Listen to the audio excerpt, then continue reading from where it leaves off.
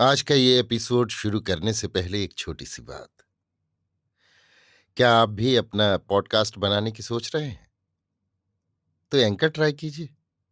ये पॉडकास्ट बनाने का सबसे आसान तरीका है। नंबर 1, ये फ्री है। नंबर 2, इसमें कई सारे ऐसे टूल्स हैं जो आपको अपने फोन और कंप्यूटर पर रिकॉर्ड और एडिट करने की फैसिलिटी देते हैं।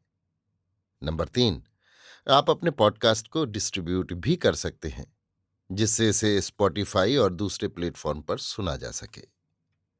तो डाउनलोड कीजिए फ्री एंकर ऐप या विजिट कीजिए anchor.fm पर अपना पॉडकास्ट स्टार्ट करने के लिए।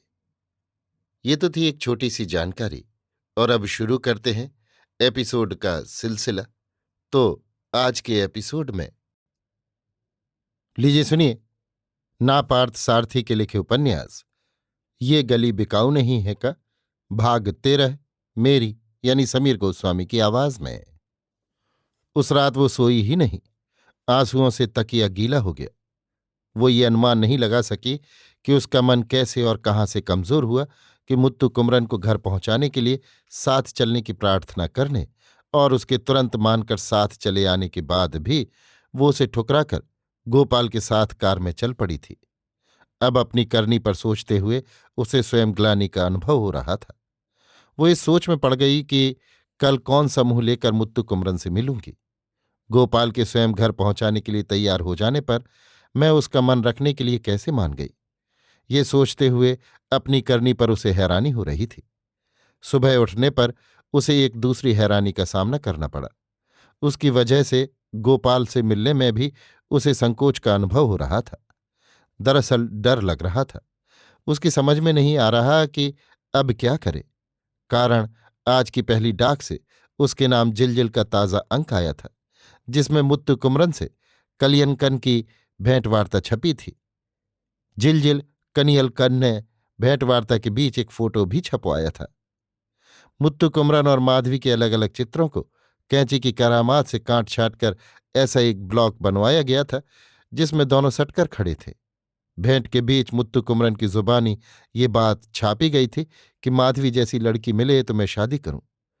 इसे पढ़कर उसे कनियलकन पर क्रोध चढ़ाया। माधवी ने सोचा कि जिस प्रकार मेरे नाम जिलजिल का ये अंक आया है, उसी प्रकार गोपाल और मुत्तु कुमरन के नाम भी गया होगा। उसने ये अनुमान लगाने का भी प्रयत्न किया कि इसे पढ़कर गोपाल के मन में कैसी कैसी भावनाएं सिर उठाती होंगी। उसका मुत्तु कुमरन के साथ एक चित्र में सटकर खड़े होने और मुत्तु कुमरन के मुंह से उस जैसी लड़की से शादी की बातों को देख पढ़कर गोपाल कैसे जल उठेगा, ये बात वो एक भुक्तभोगी की भांति जानती थी। इसलिए उस दिन उन दोनों से मिलने में उसे भय संकोच हो रहा था। उसने मन में निश्चय किया कि आज मामबलम की तरफ न जाना ही अच्छा है, ताकि मुत्तु कुमरन या गोपाल से मुलाकात नहीं हो पाए। लेकिन अप्रत्याशित रूप से 11 बजे के करीब गोपाल ने उसे फोन पर बुलाया और बोला, पासपोर्ट जैसे कुछ जरूरी कागजात पर दस्तखत करना है, एक बार आ जाओ। मेरी तबीयत ठीक नहीं है, अगर जल्दी हो तो किसी के हाथ भिजवा दीजिए, हस्ताक्षर कर दूंगी। उसके यहां जाने से बचने के लिए उसने ये बहाना बनाया। उसे इस काम में सफलता मिली। गोपाल ये मान गया कि वो ड्राइवर के हाथों आवेदन आदि पर हस्ताक्षर करने को भेज देगा। उसे मालूम था कि मुत्तु कुमरन फोन नहीं करना चाहेगा, लेकिन उसे भी फोन करने से भय संकोच होता था। पिछली रात को मुत्तु कुमरन ने जो उत्तर दिया था वो अब भी उसके मन में खटक रहा था। मुत्तु कुमरन की कड़ी बातों से बढ़कर उसे अपनी ही गलती कहीं ज्यादा अखर गई। मुत्तु कुमरन के क्रोध की वो कल्पना भी नहीं कर सकी। उस दिन वो बड़ी उधेड़बुन में पड़कर घर पर ही रह गई, बाहर कहीं नहीं गई। गोपाल का ड्राइवर 2 बजे के बाद आया और कागजों पर हस्ताक्षर ले चला गया। उसे इस बात की चिंता सताने लगी कि फॉर्म आदि भरकर मुत्तु कुमरन से इस तरह के हस्ताक्षर लिए होंगे कि नहीं, क्योंकि उसे इस बात का डर सताने लगा था कि पिछली रात की घटना से मुत्तु कुमरन उससे और गोपाल से नाखुश है। इसलिए संभव है कि मलेशिया जाने से इनकार कर दे। एक ओर निष्कलंक वीर के आत्माभिमान और कवि के विद्या गर्व से भरे मुत्तु कुमरन की याद में उसका दिल द्रवित हो रहा था, और दूसरी ओर उसके निकट जाते हुए डर भी लग रहा था। उस पर अपार प्रेम होने से और उस प्रेम के भंग हो जाने के डर से वो बड़ी दुविधा में पड़ गई। उसने ये निश्चय किया कि यदि मुत्तु कुमरन मलेशिया जाने के डर से इनकार कर दे तो उसे भी वहां नहीं जाना चाहिए। इस तरह का निर्णय लेने की हिम्मत उसमें थी, लेकिन उस हिम्मत को कार्य रूप देने की हिम्मत नहीं थी। जनवरी के प्रथम सप्ताह के तीसरे सप्ताह तक मलेशिया और सिंगापुर में भ्रमण करने का आयोजन हुआ था। मुत्तु कुमरन को साथ लिए बिना सिर्फ गोपाल के साथ विदेश भ्रमण करने का उसका मन नहीं हो रहा था। जीवन में पहली बार और अभी अभी उसके हृदय में गोपाल के प्रति भय और भेदभाव के अंकुर फूटे थे। गोपाल के बंगले में काम करने वाले छोकरे नायर को फोन पर बुलाकर माधवी ने पूछा, तुम्हें ये पता है कि नाटक लिखने वाले बाबू मलेशिया जा रहे हैं या नहीं? पर उसे इस बात का कुछ अधिक पता नहीं था। ज्यादा पूछने पर आप ही पूछ लीजिए कहकर वो आउट हाउस का फोन मिला देगा। ऐसी हालत में वो क्या बोले और कैसे बोले, ये भय संकोच अब भी उसके मन से नहीं गया था। मुत्तु कुमरन से घर पहुंचने की प्रार्थना करके गोपाल के साथ घर लौटने की अपराधी भावना उसके दिल में कुंडली मारे बैठ गई थी और बाहर होने का नाम ही नहीं लेती थी। तो बेचारी क्या करे। दूसरे दिन भी तबीयत खराब होने के बहाने मामलम की ओर नहीं गई। कोई जल्दी नहीं, तबीयत ठीक होने पर आ जाना, बाकी ठीक है। गोपाल ने तो फोन कर दिया, लेकिन वो जिस फोन की प्रतीक्षा में थी वो नहीं आया। मुत्तु कुमरन को फोन करने के लिए वो तड़प उठी, पर भय ने हाथ रोक दिया। वो तो हठ ठाने बैठा था, फोन क्यों करने लगा? माधवी को लगा कि उससे बातें किए बिना वो पागल हो जाएगी। आउट हाउस में हाथ भर की दूरी पर फोन होते हुए भी वो कुछ कहता क्यों नहीं? वो तड़प उठी कि अभी जाकर मुत्तु कुमरन से क्यों न मिल लूं। उस आवेग में वो ये भूल गई कि उसने गोपाल से झूठ मूठ का बहाना किया था कि तबीयत ठीक नहीं है। शाम को 5 बजे तक वो अपने मन को काबू में रख पाई, पर 5:30 बजते न बजते वो हार गई और हाथ मुंह धोकर कपड़े बदलकर चल पड़ी। वो चाहती तो गोपाल से कहकर कार मंगवा सकती थी, लेकिन टैक्सी पर जाने के विचार से चल पड़ी। जब वो टैक्सी स्टैंड पर पहुंची तब वहां कोई टैक्सी नहीं थी। टैक्सी मिलने में बड़ी देर हो गई। उस तनाव में उसे लगा कि सिर्फ मुत्तु कुमरन ही नहीं, सारी दुनिया उससे रूठ गई है। हर कोई किसी न किसी बात पर उसी पर गुस्सा उतार रहा है और उसी से बदला ले रहा है। उसे अपने आप पर भी खीज सी हो आई। घर से अजंता होटल तक पहुंचते हुए उसने देखा कि रास्ते पर पैदल चलने वाले लोग उसे घूर घूर कर देखते जा रहे हैं। टैक्सी की प्रतीक्षा में खड़ी रहते हुए उसे इतनी परेशानी हुई थी कि वो आत्मग्लानि से गड़ गई थी। कद काठी से ऊंची गदराए बदन वाली किसी औरत को रास्ते चलते देखकर ही रास्ते पर चलती आंखें उसे निगल जाती हैं। सिने सितारे जैसी नपे तुले नाक नक्श वाली किसी सुंदरी पर नजर पड़ जाए तो पूछना क्या, नोच कर न खा लेंगी। माधवी पर भी ऐसी नजरें उठीं कि शर्म से वो नजर ही नहीं उठा पाई। आधे घंटे के बाद एक टैक्सी मिली। इधर टैक्सी बोग रोड का मोड़ ले रही थी कि उधर गोपाल की कार कहीं बाहर जा रही थी। माधवी ने गोपाल को देख लिया, पर भाग्य से गोपाल ने माधवी को नहीं देखा। माधवी ने टैक्सी को बंगले के द्वार पर नहीं, आउट हाउस के द्वार पर रुकवाया। आउट हाउस के झरोखों से बत्ती की रोशनी आ रही थी। भला हुआ कि मुत्तु कुमरन कहीं बाहर नहीं गया था। यहां आते हुए जिस झंझट का सामना करना पड़ा था उसकी पुनरावृत्ति न हो, इसलिए माधवी ने टैक्सी को रुकवा लिया।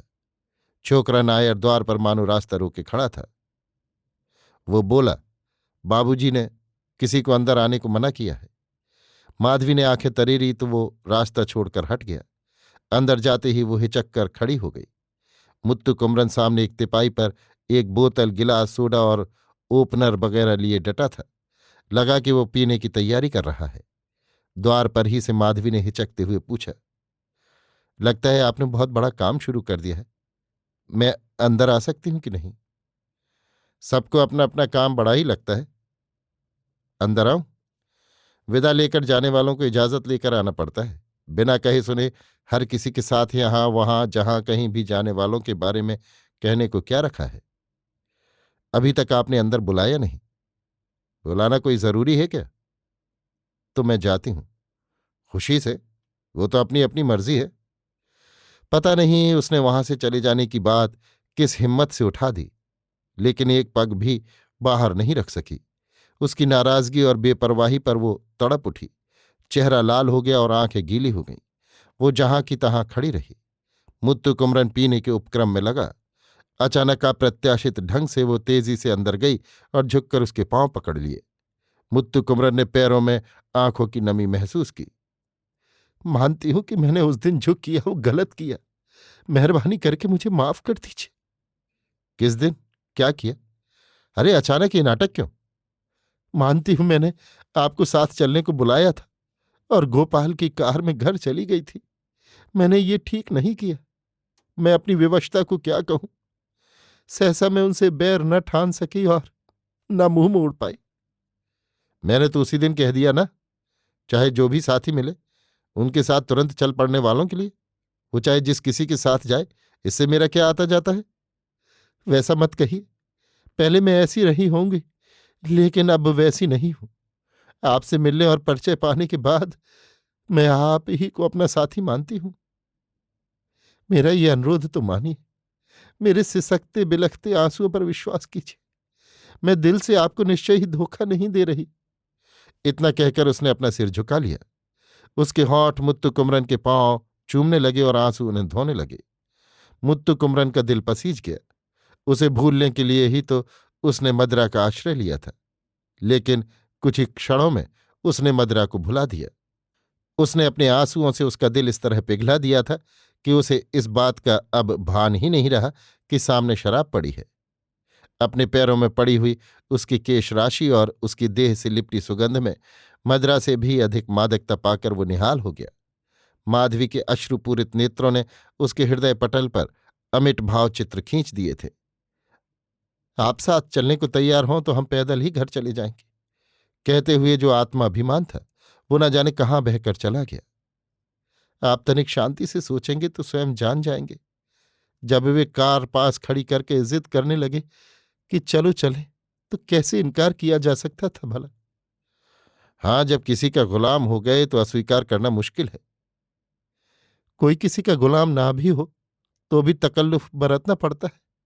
कहते हुए वो उठी और द्वार पर जाकर नायर लड़के को बुलाया। उसके अंदर आने पर मुत्तु कुमरन की अनुमति के बिना ही उसे बोतल गिलास वगैरह उठा ले जाने को कहा। यद्यपि लड़का उसकी आज्ञा का उल्लंघन नहीं कर सका, फिर भी जरा हिचका कि मुत्तु कुमरन कहीं मना न कर दे। ऐसा लगा जैसे बिना मुत्तु कुमरन की आज्ञा के वो नहीं ले जाएगा। मुत्तु कुमरन ने मुंह खोलकर कुछ नहीं कहा। थोड़ी देर वहां वैसा ही मौन छाया रहा। लगभग 5 मिनट बाद मुत्तु कुमरन ने हाथ से सारी चीजें ले जाने का इशारा किया। लड़का ट्रे सहित सब कुछ उठा ले गया तो माधवी बोली, ये लत क्यों पालते हैं? आदत पड़ गई तो तंदुरुस्ती खराब हो जाएगी। माना कि तुम अच्छी आदतों वाली हो और मेरी सारी बुरी आदतों को दूर करने का कौशल जानती हो। नहीं, मैं ऐसा नहीं कहती। आप मुझे जितना भी बुरा कहें, पर आप मेरे लिए अच्छे हैं। तो कहो कि तुम्हें चापलूसी भी खूब आती है। हाँ, आपके दिल में स्थान जो बनाना है। मुंहजोरी भी कम नहीं आती। आपके सामने मैं डरपोक भी हूं और मुंहजोर भी। एक म्यान में दो तलवार वाली कहावत झूठी हो सकती है भला? थोड़ी देर में दोनों सहज स्वाभाविक हो गए थे। अपने मन की आशंका दूर करने के लिए उसने पूछा, मलेशिया जाने के लिए पासपोर्ट के कागजात पर हस्ताक्षर कर दिए कि नहीं? मैं साथ ना जाऊं तो आप लोगों को सुविधा होगी कि नहीं? यों क्यों दिल छेदते हैं? आपके साथ जाने पर ही मेरे लिए सहूलियत होगी। मुत्तु कुमरन के कानों में मानो शहद की फुहार सी पड़ी। उसने माधवी के गदराए कंधों को ऐसा दबाया कि वो मधुर पीड़ा के सुख में चिहुक उठी और अपनी फूल माला सी बाहों से उसे जकड़ लिया। दोनों की सांस जुगलबंदी करके चलने लगी। माधवी उसके कानों में फुसफुसाई, उस पत्रिका में हमारी तस्वीर छपी थी, आपने देखी? हाँ देखी। उसमें क्या रखा है? तो इसमें क्या रखा है? इसी में तो सब कुछ रखा है। उसकी बाहें और कसने लगीं। चलो बगीचे में चलकर घास पर बैठकर बातें करेंगे, माधवी ने हौले से कहा। मुत्तु कुमरन को लगा कि माधवी डर रही है कि एकाएक कोई यहां आ जाए तो क्या हो, लेकिन उसकी बात मानकर उसके साथ वो बगीचे में गया। वे जब बगीचे में बैठकर बातें कर रहे थे तब गोपाल लौट आया था। आउट हाउस में जाकर खोजने के बाद वो वहीं आ गया जहां वे दोनों बैठे थे।